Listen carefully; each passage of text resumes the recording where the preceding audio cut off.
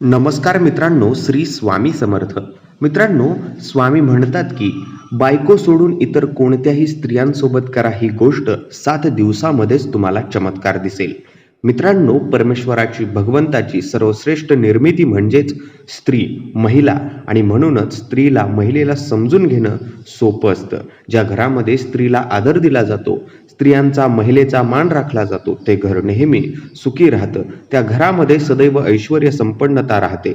मात्र ज्या घरामध्ये स्त्रियांचा अनादर होतो, अपमान होतो, तिला चांगली वागणूक मिळत नाही, ते घर मात्र दारिद्र्याच्या दिशेने, बर्बादीच्या दिशेने जात असतं. मित्रांनो, त्या घरामधील लोक कधीही सुखी होऊ शकत नाहीत. मित्रांनो, स्त्रियांचे जे शरीर आहे ते ईश्वराने बनवलेले आहे.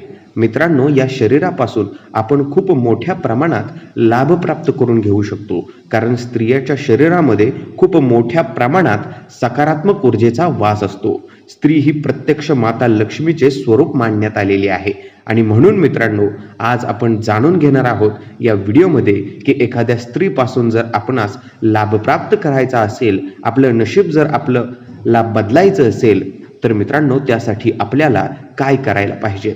मित्रांनो, आपल्या वयापेक्षा कमी असो किंवा जास्त असो, अशा कोणत्याही स्त्रीचे चरण स्पर्श जर आपण केले, म्हणजे तिच्या आपण पाया पडलो, तर त्यामुळे आपल्याला खूप मोठ्या प्रमाणात लाभ होतात, असे धर्मशास्त्र मानतं.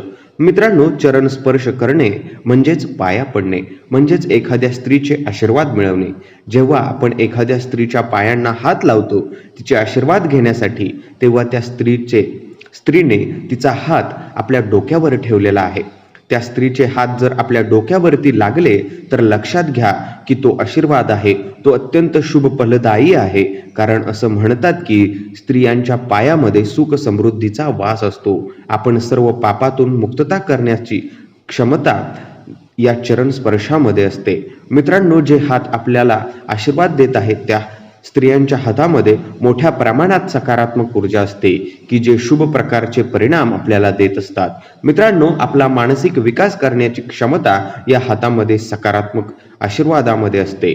मग प्रश्न असा पडतो की आपल्या पत्नीचे चरण स्पर्श करावेत का? तर मित्रांनो, धर्मशास्त्र असं सांगतं की आपली पत्नी सोडून इतर कोणत्याही स्त्रीचे आपण चरण स्पर्श केले पाहिजेत. आणि त्या बदल्यात जर त्या स्त्रीने आपल्याला आपल्या डोक्यावर हात ठेवून आपल्याला आशीर्वाद दिला तर ते खूप चांगले असते. तर मित्रांनो, कसा वाटला व्हिडिओ ते आम्हाला कमेंटमध्ये नक्की सांगा. असेच नवनवीन व्हिडिओ आपल्या मराठी भाषेत पाहण्यासाठी सबस्क्राईब करा मराठी ऑल अपडेट या यूट्यूब चॅनलला. धन्यवाद. श्री स्वामी समर्थ.